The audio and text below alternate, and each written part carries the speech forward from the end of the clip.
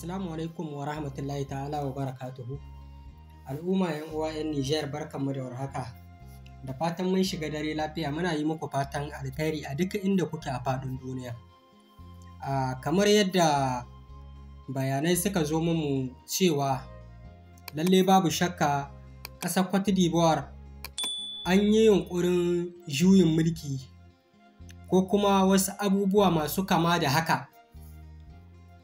Lallai babu shakka kwana biyu da suka gabata Cote d'Ivoire ba a samu zama lahiya ba, wanda ana tunanin cewa yunƙurin kifar da gwamnatin Alassane Ouattara ce. Wato wannan ba zai zama abin mamaki ba gare mu idan ma mun ji haka ko kuma hakan ta kasance ko wasu abubuwa da suke kama da wannan. Sabida kowa ya riga ya sani cewa ƙasar Cote d'Ivoire, shugaban Cote d'Ivoire Alassane Ouattara yaro ne na Emmanuel Macron, shugaban ƙasar Faranshi.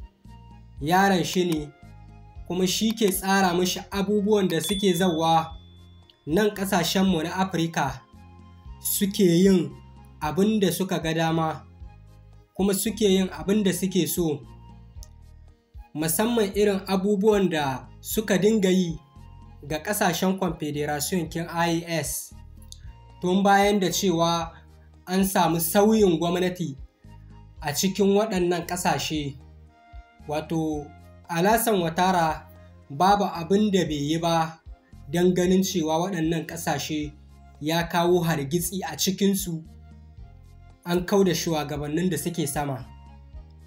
Idan za mu ɗauki bibiyar asalin kamar shi Alassane Ouattara, ta yaya ne aka yi ya zo mulkin Cote d'Ivoire? Shi ma ya zo mulkin Cote d'Ivoire ne a wani yaƙin basasa da aka yi a ƙasar a lokacin tsohon shugaban ƙasar na wancan lokaci Laurent Gbagbo da shi wanda suka yi takarar shugaban ƙasa. Aka bayyana cewa an kada shi Laurent Gbagbo, wanda Gbagbo ya tabbatar da cewa ba a kada shi a wannan zaɓe ba, shi ya ci zaɓe. Amma sabida a wannan lokacin ita Faranshi tana da ajanda, shi kuma Laurent Gbagbo a wannan lokacin bai ɗasawa da ƙasar Faranshi, kamar alaƙa su da Faranshi ba mai ƙarhi ba ce ba, sabida shi ma Laurent Gbagbo mutum ne wanda bai yarda da ire-iren shishigi da sauran abubuwa na ƙasashenmu na Afirka. To sai ƙasar Faranshi ta sa hannu ta kama aka yi wani irin yaƙi wanda aka ɗaiɗaita mutane, aka ɗaiɗaita ƙasar Cote d'Ivoire, har suka kai ga samun nasarar cewa sun kawar da Laurent Gbagbo bisa mulki. Alassane Ouattara ya kama mulki a wannan lokacin.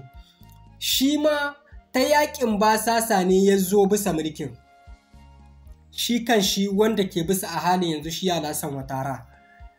Don haka in ma an ce za a yi yunƙurin kifar da gwamnatin shi, dama gwamnatin shi asalin zawar shi ma da zub da jini ya zo. To a nan ne wa muka ji magana ta hito daga shi shugaban ECOWAS Bola Ahmed Tinubu, yake cewa sun yi Allah wadda da yunƙurin juyin mulki da aka yi a ƙasar Cote d'Ivoire.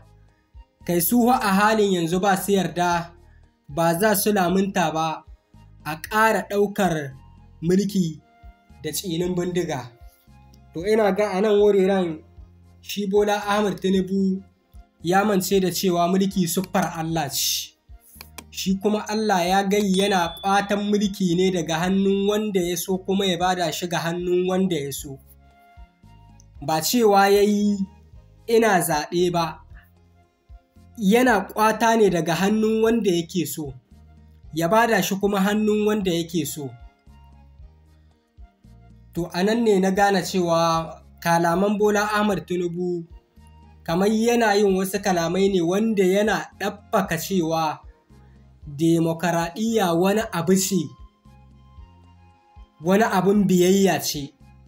ita kuma alhali demokaradiyyar nan mulki ne in an yi shi don gaskiya domin Allah, talakawa ne za su amfana a kan shi. Kamar yadda su ƙasashen turawan da suka kawo demokaradiyyar suke so muna alhali dole sai mun yi aiki da ita. Ai tsarinmu da nasu akwai bambanci. Yadda shugabanninsu suke gudanar da mulkin demokaradiyya nasu ba haka shugabanninmu suke yi ba. Yadda suke gudanar da aikin jagoranci nasu ba haka nan ne shugabanninmu su ma suke yi ba. Kenan yadda suke tunanin cewa a'a dole sai an yi wannan demokaradiyya a ƙasashenmu, to ai sun mance cewa al'adunmu da ɗabi'unmu duka sun bambanta da irin nasu. Wato su in ya kasance su mutane ne waɗanda suna iya kamanta gaskiya da adalci ga mutanensu, to mu mutanenmu ba su iya kamanta gaskiya da adalci a kan al'ummarsu. Wannan shi ne saɓani da kuma bambancin da ke da kwai tsakaninmu da su. Kenan dole suke so ala tilas sai sun kawo demokaradiyya, saboda su kuma ta hanyar wannan demokaradiyya a ƙasa suke da buƙatar samun interestinsu wanda suke so domin su je su gina ƙasashensu, domin su je su raya al'ummarsu. Allah so waɗannan al'umma su kuma tun da ba su ɗauke mu cikakkun mutane ba, mu kuma sai mu lalace mu ta kallonsu. A kullum ana cika mu kai da cewa demokaradiyya. Demokaradiyya shirme ce. Demokaradiyya ba mu ga amfaninta ba. A yankin ƙasashenmu dai, mu demokaradiyya ba mu ga amfaninta ba. Sannan shi Bola Ahmed Tinubu da yake ikirarin demokaradiyya, muna ƙalubalanta shi a kai. A demokaradiyya ne a halin yanzu da yake jagorantar Najeriya ake kashe al'umma. A demokaradiyyar ne a halin yanzu arewacin Najeriya ya kasa samun tsaro.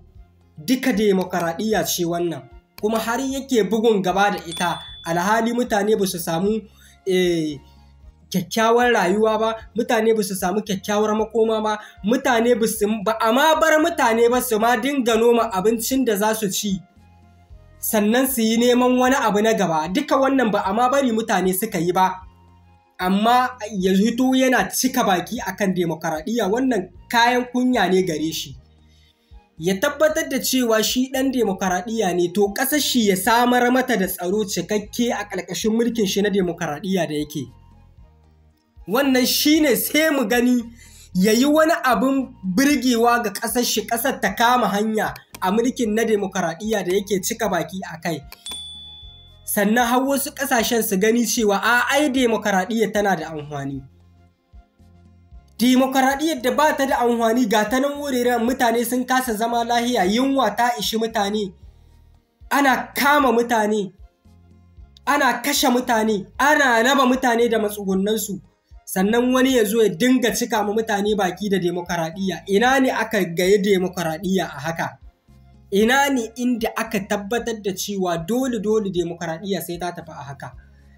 Kenan ta tabbata demokaradiyya zalunci ne. Demokaradiyyar yaudara ce.